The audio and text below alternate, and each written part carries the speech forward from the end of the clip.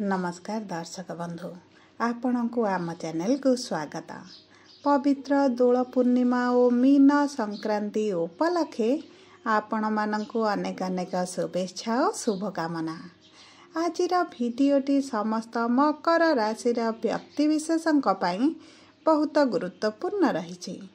आपणकर जदि मकर राशि होता है तेबे यही भिडियोटी को थरे मात्र शेष पर्यंत देखंतु एवं निजर व्यस्त बहुल समय मध्यरु मात्र 10 मिनिट समय आपण निज पाई दियंतु।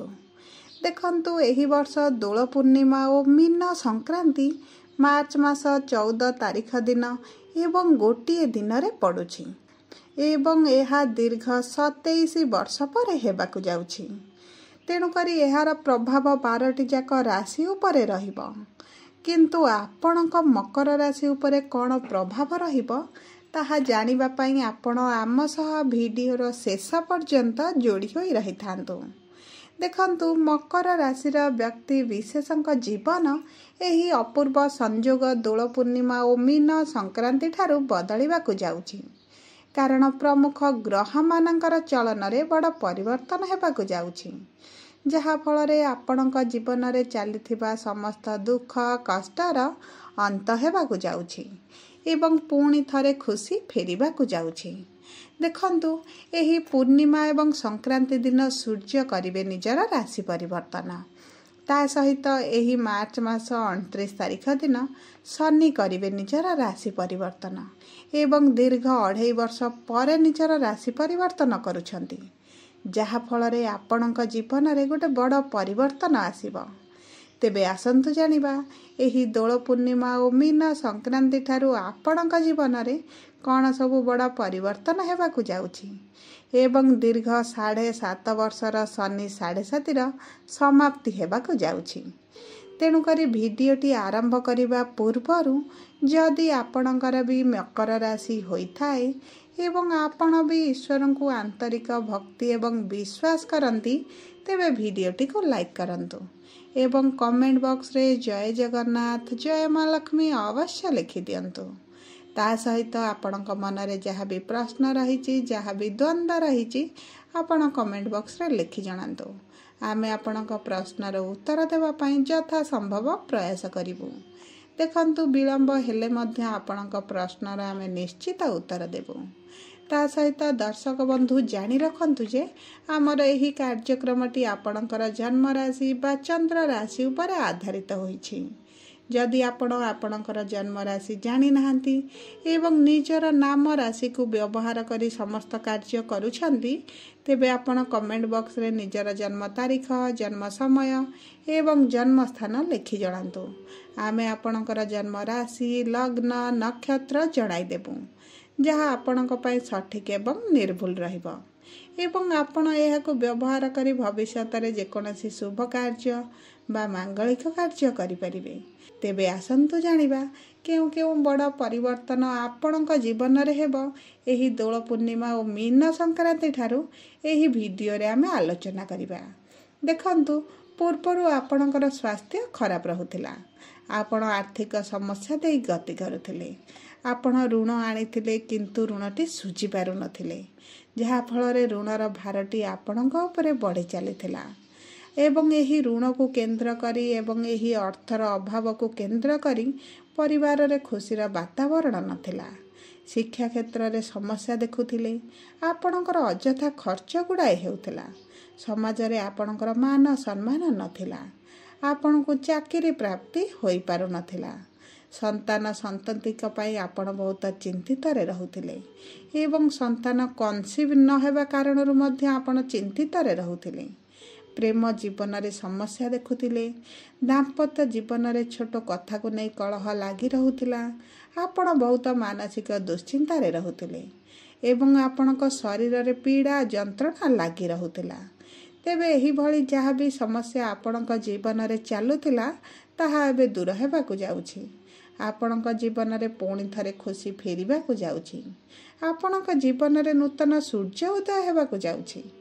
तेबे सर्वप्रथमे आसंतु जानिबा आपणक मकर राशि रे नवग्रहंकर स्थिति एही दोल पूर्णिमा और मीन संक्रांति ठार किभଳି रहुछि।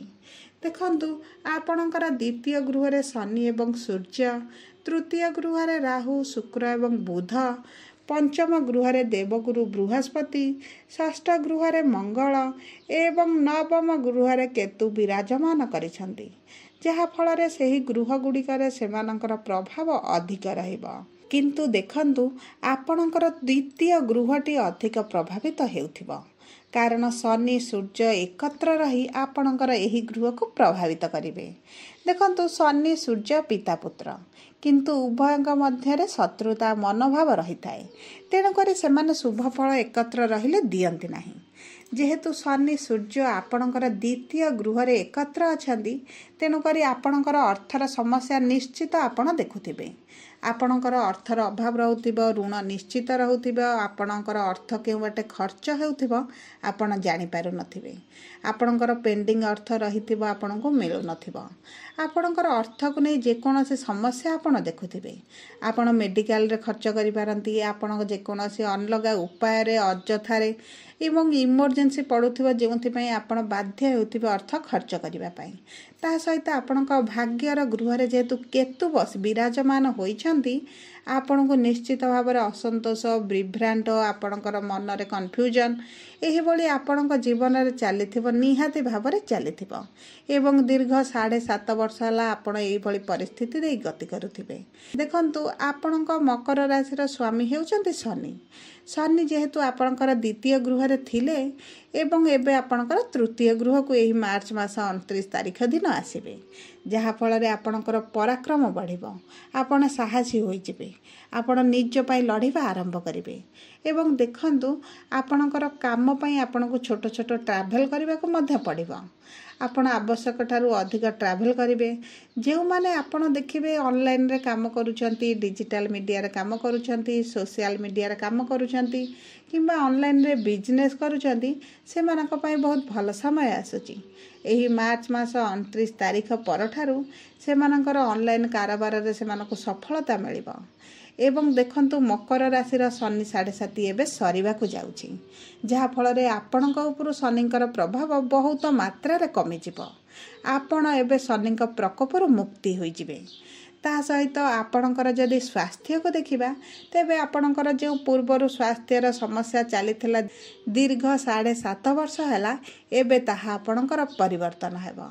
ଆପଣଙ୍କର ଯଦି କିଛି ଗମ୍ଭୀର ସମସ୍ୟା ଥିଲା, ତାହା ମଧ୍ୟ ଦୂର ହୋଇଯିବ। ଆପଣଙ୍କର ରୋଗ ପ୍ରତିରୋଧକ ଶକ୍ତିରେ ବୃଦ୍ଧି ଘଟିବ। ଆପଣ ନିଜର ଶରୀରକୁ ସୁସ୍ଥ ରଖିବେ। ଆପଣଙ୍କର ଋତୁକାଳୀନ ରୋଗ ସମସ୍ୟା ହେବାର କୌଣସି ସମ୍ଭାବନା ନାହିଁ।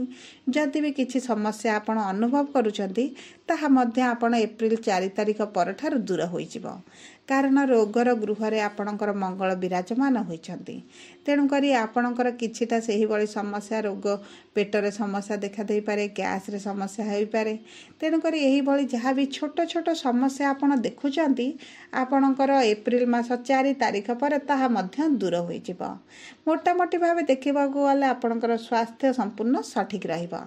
ଯଦି ଆମେ ଆପଣଙ୍କର ଆର୍ଥିକ ସ୍ଥିତିକୁ ଦେଖିବା, ତେବେ ଆପଣଙ୍କର ଆର୍ଥିକ ସ୍ଥିତିରେ ବଡ଼ ପରିବର୍ତ୍ତନ ଏହି ମାର୍ଚ୍ଚ ମାସ 14 ତାରିଖ ଦିନ ଦୋଳ ପୂର୍ଣ୍ଣିମା ଏବଂ ମୀନ ସଂକ୍ରାନ୍ତି ଠାରୁ ବଦଳିବାକୁ ଯିବ, କାରଣ ସୂର୍ଯ୍ୟ ଆପଣଙ୍କର ଦ୍ୱିତୀୟ ଗୃହ ତ୍ୟାଗ କରିବେ ଏବଂ ଶନି ଆପଣଙ୍କର ଦ୍ୱିତୀୟ ଗୃହରେ ବିରାଜମାନ କରିଥିବେ।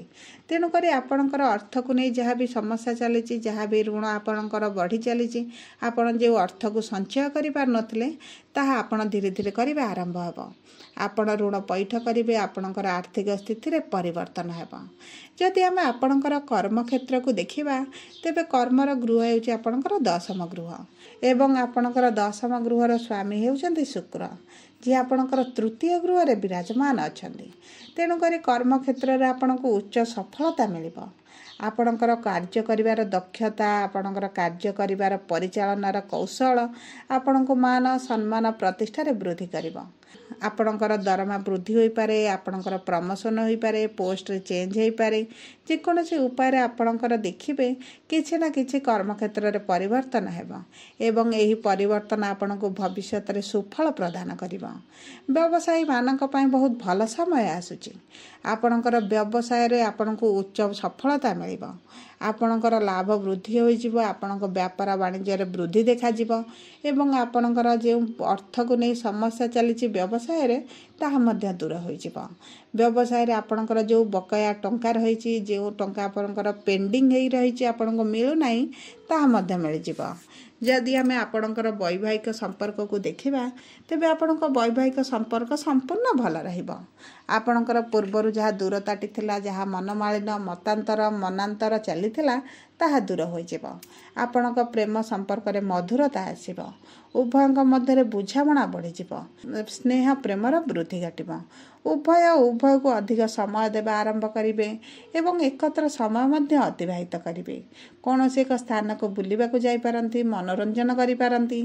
ଏବଂ ଯଦି ଆମେ ଆପଣଙ୍କର ପ୍ରେମ ସମ୍ପର୍କକୁ ଦେଖିବା, ତେବେ ଆପଣଙ୍କ ପ୍ରେମ ସମ୍ପର୍କ ବହୁତ ଭଲ ରହିଛି। କାରଣ ପଞ୍ଚମ ଗୃହରେ ଦେବଗୁରୁ ବୃହସ୍ପତି ବିରାଜମାନ ଅଛନ୍ତି। ତେଣୁକରି ପ୍ରେମ ସମ୍ପର୍କରେ କୌଣସି ସମସ୍ୟା ଆସିବ ନାହିଁ। ଯଦି ବି ସମସ୍ୟା ଚାଲିଛି ତାହା ଦୂର ହୋଇଯିବ। ଏବଂ ଯେଉଁମାନେ ବିଦ୍ୟାର୍ଥୀ ଅଛନ୍ତି ସେମାନଙ୍କ ଶିକ୍ଷାରେ ସେମାନଙ୍କୁ ଉଚ୍ଚ ସଫଳତା ମିଳିବ। କାରଣ ଗୁରୁ ଆପଣଙ୍କର ପଞ୍ଚମ ଗୃହରେ ବିରାଜମାନ ଅଛନ୍ତି ମାନେ ଆପଣ ଯଦି କମ୍ପିଟେଟିଭ୍ ଏକ୍ଜାମ୍ ଦେବେ, କିଛି ଇଣ୍ଟରଭ୍ୟୁ ଦେଉଛନ୍ତି, ତେବେ ଆପଣଙ୍କୁ ଭଲ ସଫଳତା ମିଳିବ। କିନ୍ତୁ ଆପଣଙ୍କ ରାଶିର ସ୍ୱାମୀ ଶନି ହୋଇଥିବାରୁ ଆପଣଙ୍କ କର୍ମ ଅନୁସାରେ ଆପଣଙ୍କୁ ଫଳ ମିଳିବ। ଭାଗ୍ୟ ଏହି ସ୍ଥାନରେ ଆପଣଙ୍କୁ ଏତେଟା ସୁଫଳ ଦେବ ନାହିଁ। କେବଳ ଆପଣଙ୍କ କର୍ମ ଆପଣଙ୍କୁ ସୁଫଳ ଦେବ। ଯଦି ଆମେ ମୋଟାମୋଟି ଭାବେ ଦେଖିବାକୁ ଯିବା, ତେବେ ଏହି ମୀନ ସଂକ୍ରାନ୍ତି ଏବଂ ଦୋଳ ପୂର୍ଣ୍ଣିମା ପରେ ଆପଣଙ୍କ ପାଇଁ ବହୁତ ଭଲ ସମୟ ରହିଛି। ଯଦି ଆପଣଙ୍କର ମକର ରାଶି ହୋଇଥାଏ, ତେବେ ଭିଡ଼ିଓଟି କିଭଳି ଲାଗିଲା ଆପଣ କମେଣ୍ଟ ବକ୍ସରେ ଲେଖି ଜଣାନ୍ତୁ। ଯଦି ଆପଣଙ୍କ ପ୍ରିୟଜନଙ୍କର ମକର ରାଶି ହୋଇଥାଏ, ତେବେ ଭିଡ଼ିଓଟି ତାଙ୍କ ସହ ସେୟାର କରନ୍ତୁ। ଯଦି ପ୍ରଥମ ଥର ଆମ ଚ୍ୟାନେଲକୁ ଆସିଛନ୍ତି, ଚ୍ୟାନେଲଟିକୁ ସବସ୍କ୍ରାଇବ୍ କରନ୍ତୁ। ପାଖରେ ଥିବା ବେଲ୍ ଆଇକନ୍କୁ ପ୍ରେସ୍ କରନ୍ତୁ। ଧନ୍ୟବାଦ।